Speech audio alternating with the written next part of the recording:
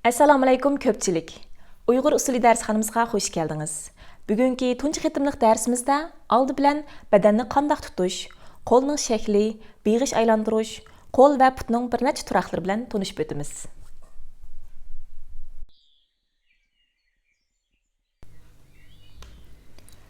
Qizlarning usul harakatidagi asosli qo'l shaklini chashma qo'l deb ataymiz.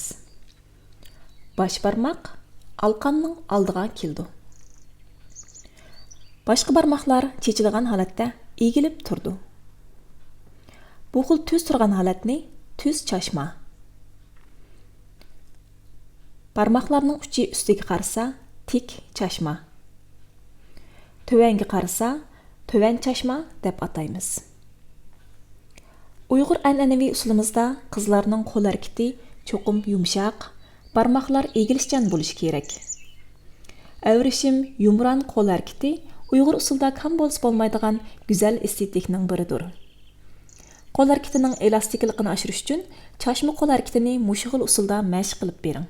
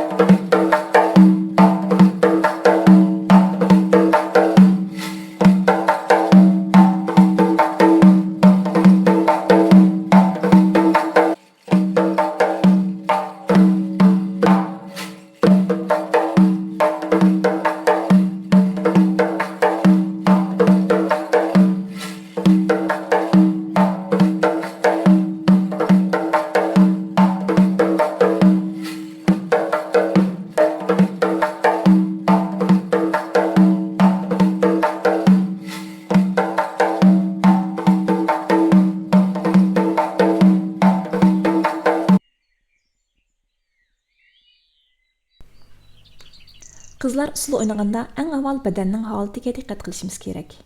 Buningdagi talab qo'rsoq bilan sag'rini ichiga tortib, butun badanni yuqib ko'taramiz. Gavda ichilib, ingak ozroq ko'tarildi. Bu xil holatda harakat jonliq ham tetik ko'rindi.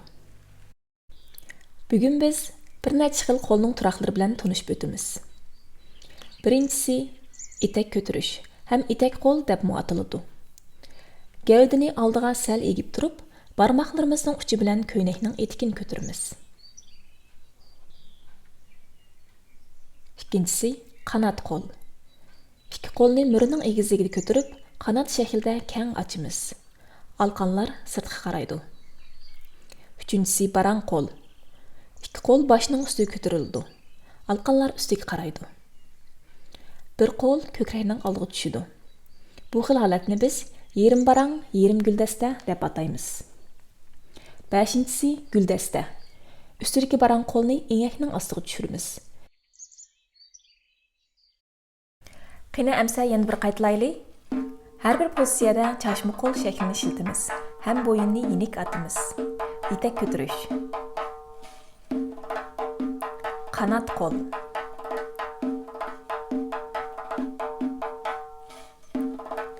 Barang qo'l.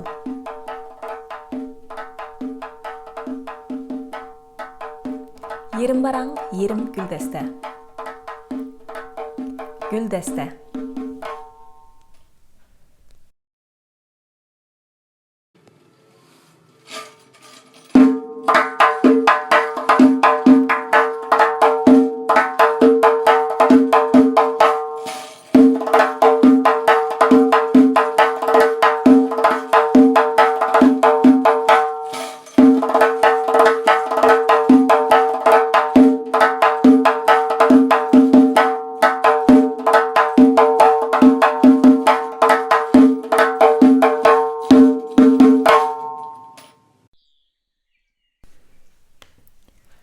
Beg'ish aylantirish harakati qizlarning eng ko'p ishlatadigan asosli qo'l harakatlarining biri.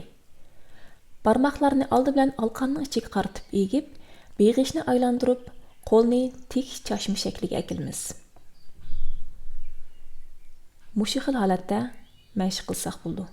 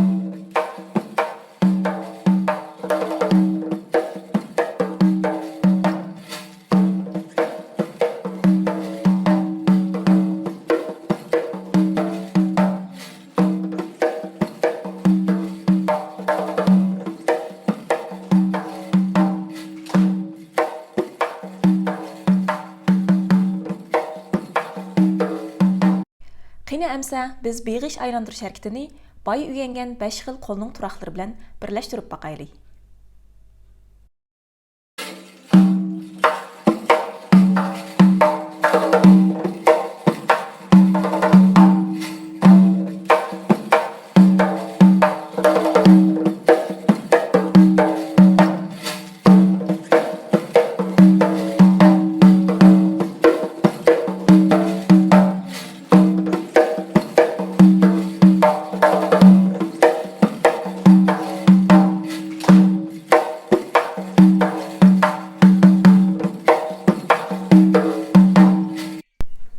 Uyghur ənənəvi usulumuzdakı put turaqlarınыңmı özüge xas namları var. Bugün ən addi şəkildəki putның turaqları bilan tanışıb çıxımız. Birincisi qoşmaq. İki put bir-biriga juplashib, put alqanlari yerga to'liq qo'yildi. İkincisi tumarcha.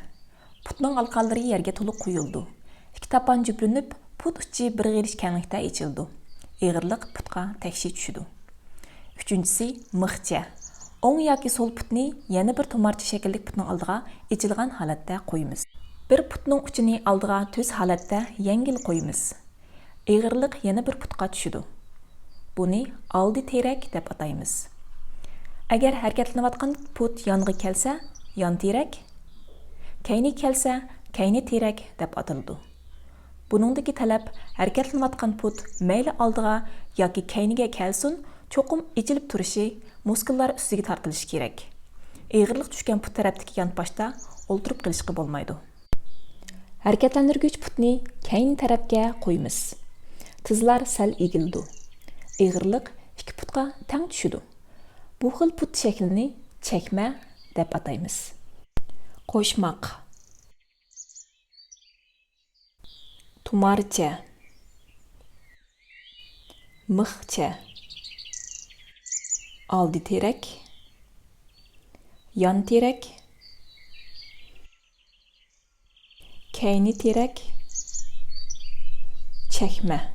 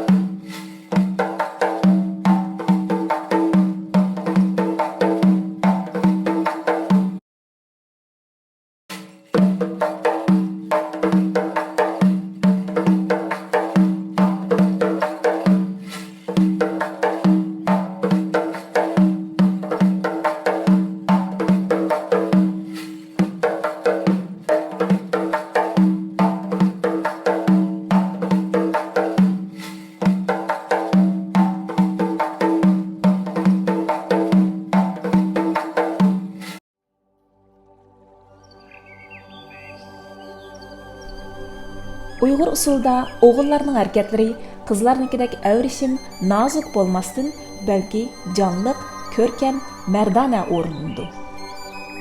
Harakatlarda yigitlarga xos jasorat namoyon bo'lishi kerak. O'g'illarning usul o'ynagan chog'dagi badan tutish holati intayin muhim. Qo'rsoq sog'rini ichiga tortib, butun badanni yuqoriga ko'taramiz. Ko'krakni kerib, ingakni ozroq ko'taramiz.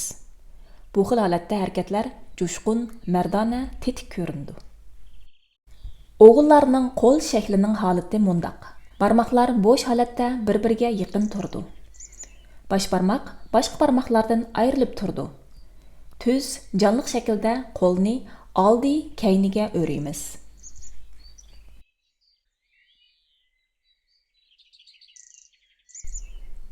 Ondan bu xil harakatni bo'lsa, beg'ish aylantirish ham alqan qayrish deb ataymiz. O'g'illar beg'ish aylantirganda barmoqlar bo'sh juplangan holatda ichiga ozroq egilib, beg'ish aylantirildi.